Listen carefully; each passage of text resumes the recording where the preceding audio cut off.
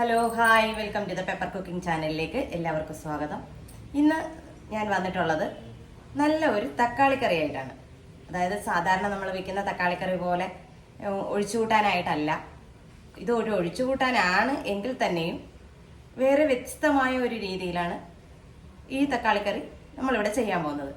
അപ്പോൾ തക്കാളിക്കറി മഞ്ഞയ്ക്ക് വെക്കുകയാണെങ്കിൽ പിള്ളേർ പറയും അയ്യോ വേണ്ട എന്ന് പറയും. അപ്പോൾ അങ്ങനെയൊന്നും പറയാത്ത രീതിയിൽ നല്ല രുചികരമായിട്ട്, അതായത് നമുക്ക് ചപ്പാത്തിയുടെ കൂടെ ആയാലും ഇനി പുരിയുടെ കൂടെ ആയാലും അതായത് ചോറിൻ്റെ കൂടെ ആണെങ്കിൽ പോലും ഈ കറി നല്ലതാണ്. വളരെ എളുപ്പത്തിൽ നമുക്ക് ചെയ്തെടുക്കാനും പറ്റും. അപ്പോൾ നമുക്കതെങ്ങനെയാണ് ചെയ്യുന്നതെന്ന് ഒന്ന് നോക്കാം. നമുക്ക് ഈ കറിയിലേക്ക് വേണ്ടുന്ന സാധനങ്ങൾ, അതായത് അരിഞ്ഞെടുക്കേണ്ട സാധനങ്ങളാണ് ഞാനിപ്പോൾ കാണിക്കുന്നത്. ഒരു 5 തക്കാളിക്ക, ഒരു 4 പച്ചമുളക്.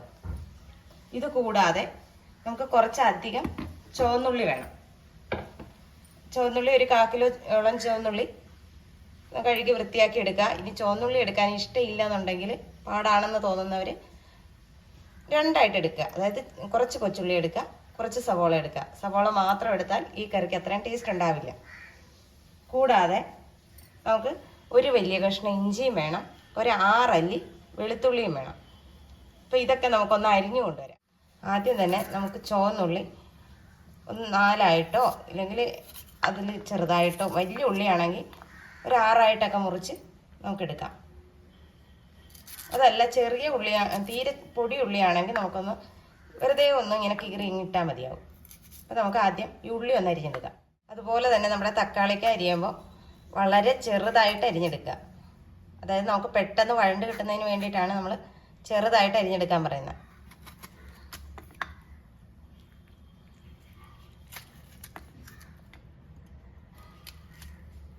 ഇതിൻ്റെ ഇതൊക്കെ ചാടി വന്നാലും കുഴപ്പമൊന്നുമില്ല. നമുക്ക് ചെറുതായിട്ട് അരിഞ്ഞെടുക്കണം.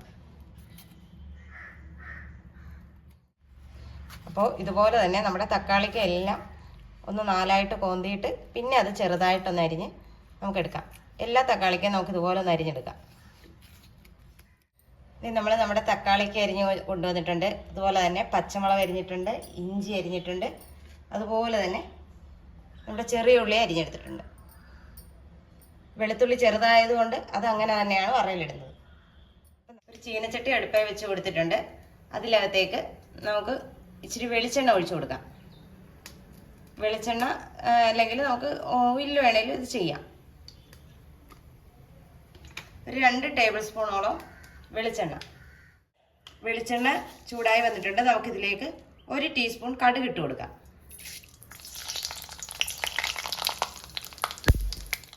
കടുക് നന്നായി പൊട്ടി വന്നു കഴിഞ്ഞാൽ നമുക്കൊരു 1/4 ടീസ്പൂണോളം നല്ല ജീരകം, അതായത് ചെറിയ ജീരകം ചേർത്ത് കൊടുക്കുക.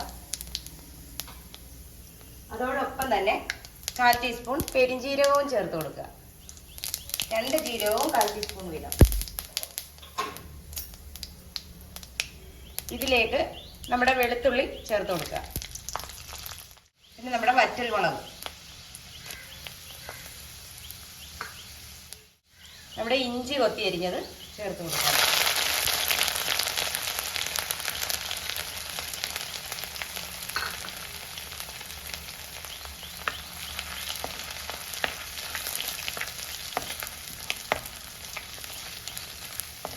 ഇഞ്ചി കൊത്തി അരിഞ്ഞത് ചേർത്ത് നന്നായിട്ട് ഇഞ്ചി മൂത്ത് വരണം. ഇഞ്ചി മൂത്ത് വന്നെങ്കിൽ മാത്രമേ നമ്മുടെ ആ കറിക്ക് നമ്മൾ ഉദ്ദേശിക്കുന്ന ടേസ്റ്റ് കിട്ടത്തുള്ളൂ. നിങ്ങൾക്ക് തക്കാളിക്ക് വേണമെങ്കിൽ പേസ്റ്റാക്കി 2 ആയിട്ട് എടുത്തിട്ട് പേസ്റ്റാക്കി ചേർക്കണമെന്നുള്ളവർക്ക് ചേർക്കാം. ഞാൻ അങ്ങനെ ചെയ്യാറില്ല. ഇതിനകത്തേക്ക് ഇപ്പം നമ്മുടെ ഇഞ്ചി മൂത്ത് വരാൻ തുടങ്ങിയിട്ടുണ്ട്. പച്ചമുളക് അത് ചേർത്ത് കൊടുക്കാം.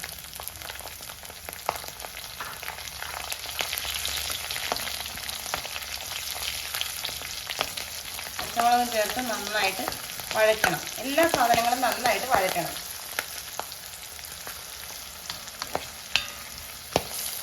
ഇത് ചീനച്ചട്ടിയിൽ വെക്കുന്നത് എന്താണെന്ന് വെച്ചാൽ നമ്മുടെ തക്കാളി നല്ലോണം സ്മാഷായിട്ട് ഇതിനകത്തോട്ട് അലിഞ്ഞ് ചേരും. നമ്മൾ നോൺ സ്റ്റിക്കിലൊക്കെ വെച്ചാലും തക്കാളി വെന്ത് കിട്ടുകയൊക്കെ ചെയ്യും. എന്നാലും ഇതിനകത്താകുമ്പോൾ നല്ലോണം അതങ്ങ് വെന്ത് അലിഞ്ഞ് ചേരും. അതുകൊണ്ടാണ് ഞാൻ ഇരുമ്പ് ചീനച്ചട്ടി തന്നെ അതിനെടുത്തത്. അപ്പം നിങ്ങളും ചുവട് കെട്ടിയുള്ള ഒരു പാത്രം എടുത്ത് ചെയ്യാൻ നോക്കുക. ഇനിയിപ്പോൾ അതില്ല, നോൺ സ്റ്റിക്കേ ഉള്ളതുകൊണ്ട് സാരമില്ല, അതിൽ ചെയ്താലും മതി. എന്തായാലും തക്കാളി നന്നായിട്ട് ഉടച്ചെടുക്കണം. അതാണ് ഈ കറിയുടെ ഹൈലൈറ്റ് എന്ന് പറയുന്നത്. ആ തക്കാളി ഉടഞ്ഞു വരണം. അതുപോലെ തന്നെ കൊച്ചുള്ളിയും നന്നായിട്ട് വഴറ്റി അതിൻ്റെ കൂടെ അങ്ങ് നമ്മൾ കറിയാക്കുമ്പോൾ ചേരണം. അതാണ് അതിൻ്റെ ഒരു ടേസ്റ്റ് കൂട്ടുന്ന സാധനങ്ങളെന്ന് പറയുന്നത് തക്കാളിയും ചെറിയ ഉള്ളിയും തന്നെയാണ്. ഇഞ്ചി മൂത്ത് കഴിയുമ്പോൾ ഒരു നല്ല സ്മെല്ല് വരും. ഇഞ്ചിയും വെളുത്തുള്ളിയൊക്കെ മൂക്കുന്നതിൻ്റെ ആ സ്മെല്ല് നമ്മൾ എടുത്തിട്ട് വേണം നമ്മൾ അടുത്ത സാധനങ്ങൾ ചേർക്കാനായിട്ട്. കണ്ടോ, പച്ചമുളകൊക്കെ നന്നായിട്ടൊന്ന് പൊള്ളി വന്നിട്ടുണ്ട്. ഇനി നമുക്ക് നമ്മുടെ ഉള്ളി ചേർത്ത് കൊടുക്കാം. അരിഞ്ഞു വെച്ചിരിക്കുന്ന ചെറിയ ഉള്ളി.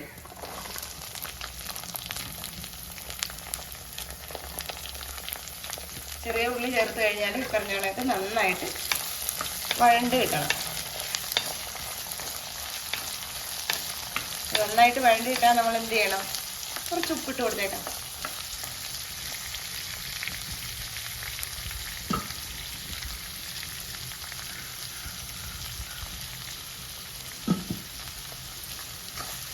ഉപ്പ് ഇട്ടതിന് ശേഷം നന്നായിട്ട് ഇളക്കി കൊടുക്കുക. നമ്മുടെ ഉള്ളിയെല്ലാം നന്നായിട്ട് വഴണ്ട് വന്നിട്ടുണ്ട്. നമുക്കിതിലേക്ക് ഇനി നമ്മൾ പൊടികൾ ചേർത്ത് കൊടുക്കാം.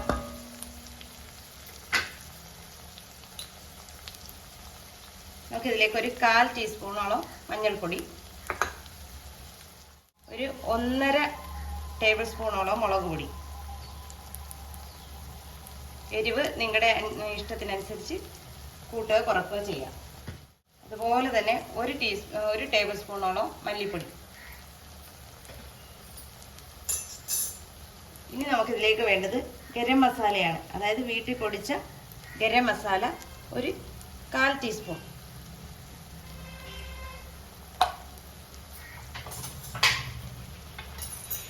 പൊടികളൊക്കെ ചേർത്ത് കൊടുത്തിട്ടുണ്ട്. ഇനി ഇത് നന്നായിട്ടൊന്ന് ഇളക്കി യോജിപ്പിക്കുക.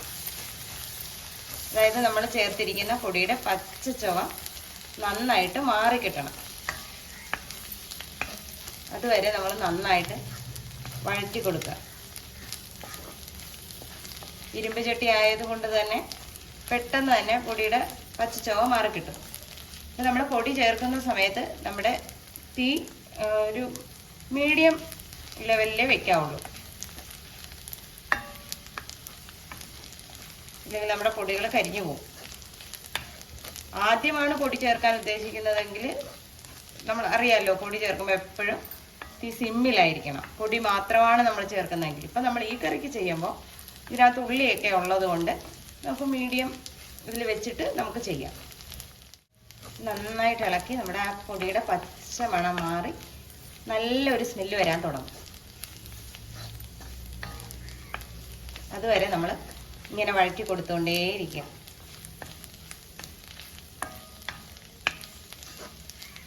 ഇതിനകത്ത് നമ്മളിനി വേറെ ഒന്നും തന്നെ മസാലയായിട്ട് ചേർക്കുന്നില്ല. ഇതിനകത്ത് ചേർക്കുന്നത് പറഞ്ഞാൽ ഇപ്പോൾ ചേർത്തത് കണ്ടല്ലോ, മഞ്ഞൾപ്പൊടി, മുളക് പൊടി, മല്ലിപ്പൊടി, ഗരം മസാലപ്പൊടി. ഈ 4 പൊടികൾ മാത്രമേ നമ്മളിതിനകത്ത് ചേർക്കുന്നുള്ളൂ. അതേ നമ്മുടെ പൊടികളുടെ പച്ച മണമൊക്കെ മാറിയിട്ടുണ്ട്. നല്ലൊരു സ്മെല്ല് വരാൻ തുടങ്ങിയിട്ടുണ്ട്. ആ സമയത്ത് നമ്മൾ അരിഞ്ഞു വെച്ചിരിക്കുന്ന തക്കാളിക്ക് ചേർത്ത് കൊടുക്കാം.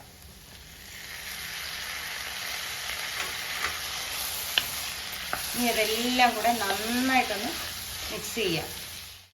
നമ്മൾ തക്കാളിക്ക് ചേർത്ത് നന്നായിട്ട് മിക്സ് ആക്കിയതിന് ശേഷം ഇതൊന്ന് മൂടി വെച്ച് കൊടുക്കാം. ഇത് ആവിയിലൊന്ന് തക്കാളിക്ക ഒന്ന് വാടി വരട്ടെ. നമ്മുടെ തക്കാളിക്ക ഒരു പകുതിയിൽ കൂടുതൽ വെന്തിട്ടുണ്ട്. അപ്പം നമുക്ക് ഇതിനകത്തേക്ക് ചാറ് വേണ്ടേ? തക്കാളി കറിയല്ലേ നമ്മൾ ഉണ്ടാക്കുന്നത്. അപ്പോൾ നമുക്ക് എത്രയാണോ ചാറ് വേണ്ടത് അതിനനുസരിച്ച് നമുക്ക് ഇതിനകത്തേക്ക് വെള്ളം ചേർത്ത് കൊടുക്കണം. ഞാനിപ്പോൾ ഇവിടെ 1 ഗ്ലാസ് വെള്ളമാണ് ചേർത്ത് കൊടുക്കുന്നത്.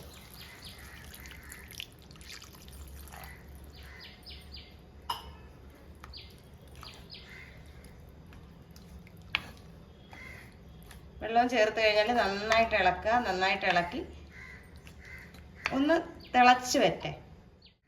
ഈ സമയം നമുക്കിതിലേക്ക് ഇച്ചിരി കറിവേപ്പില ഒന്ന് പിച്ചിട്ട് കൊടുക്കാം. മുഴുവനേ ഇടണ്ട, ചെറുതായിട്ടൊന്ന് പിച്ചിട്ട് കൊടുക്കാം. വേപ്പിലയും ഇതെല്ലാം കൂടെ ഒന്ന് തിളക്കട്ടെ. ഈ സമയം ഒന്ന് ഉപ്പൊക്കെ ഒന്ന് നോക്കിയിരി.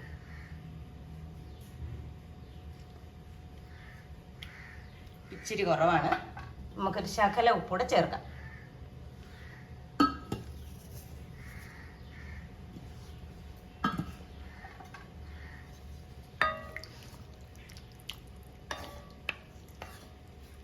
ഇനി ഇതിവിടെ ഇരുന്ന് നന്നായിട്ടൊന്ന് തിളച്ച് പറ്റി വരണം.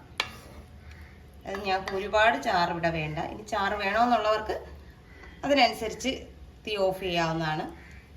ഞങ്ങൾക്ക് ചാറ് കുറച്ച് മതി എന്നുള്ളത് കൊണ്ടാണ് ഇങ്ങനെ ചെയ്യുന്നത്. ഇച്ചിരി ഒന്ന് വറ്റിച്ച് എടുക്കാം. അപ്പോൾ അതേ നമ്മുടെ തക്കാളിക്കറി റെഡി ആയിട്ടുണ്ട്. കണ്ടോ, എണ്ണയൊക്കെ തെളിഞ്ഞ് നല്ല നമ്മളൊക്കെ പാകമാകുന്ന രീതിയിൽ ഇത് കുറുകി കിട്ടിയിട്ടുണ്ട്.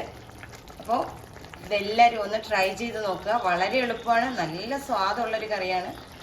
വീഡിയോ ഇഷ്ടമായാൽ ലൈക്ക് ചെയ്യാനും ഷെയർ ചെയ്യാനും കമൻറ്റ് ചെയ്യാനും മറന്നു പോകരുത്.